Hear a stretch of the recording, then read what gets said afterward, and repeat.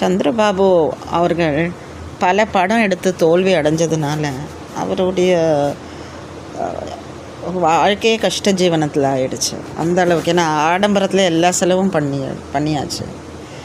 இவர் கண்ணதாசனை கூட இவர் சொல்லியிருந்தார், நான் அதுக்கு காரணம் இல்லை, லேட்டாக பண்ணதுக்கு கொடுக்க வேண்டிய 10,000 என்னை சேரலை, நீங்கள் யார்கிட்டயோ கொடுத்தீங்க, அவங்க லாரி கூட வாங்கிட்டாங்க, நீங்கள் அதை கவனிக்கலன்னு சொன்னார். ஏன்னா கவிஞர் இவரை பற்றி தாறுமாற பத்திரிக்கையில் எல்லா இடத்துலையும் பேட்டி கொடுத்துட்டாரு, கோஆப்ரேஷன் கொடுக்கலாம். பட் அப்போ அவர் சொல்லியிருந்தாரு, நீங்கள் கவிஞர், உங்கள் தமிழை நான் மதிக்கிறேன், அதனால் நான் எதுவும் திருப்பி நீங்கள் செஞ்ச தவறெல்லாம் சொன்னால் அது சரியாக இருக்காது, அதனால் நான் இறக்கும் போதாவது என்னை பற்றி 2 நல்ல வார்த்தை கவிதை எழுதுங்கன்னு அவர் ரொம்ப அந்த விஷயத்தில் பெருந்தன்மையாக நடந்துக்கினார் சந்திரபாபு. அதே போல் MS விஸ்வநாதன் அவர் ரொம்ப நோய்வாய்ப்பட்டு அவருக்கு சந்திரபாபுவுக்கு மஞ்சக்காமலை வியாதியும் வந்துருச்சு, அது குடியால்.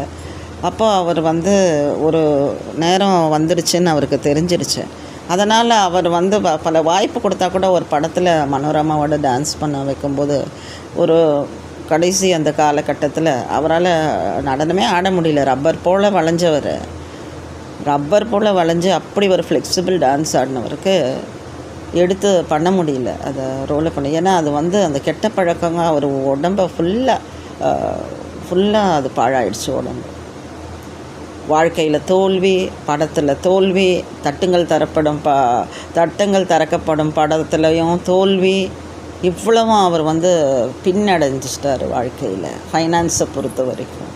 அப்போவும் யாரும் எப்பொழுதும் பணம் இருந்தால் தான் அவங்க எல்லோரும் சுற்றி வருவாங்க, இல்லைன்னா எல்லாம் நிராகரிச்சிடுவாங்க. அதுவும் இவர் கோஆப்ரேஷனே பண்ணலன்னா எப்படி பணம் போட்டு படம் எடுப்பாங்க?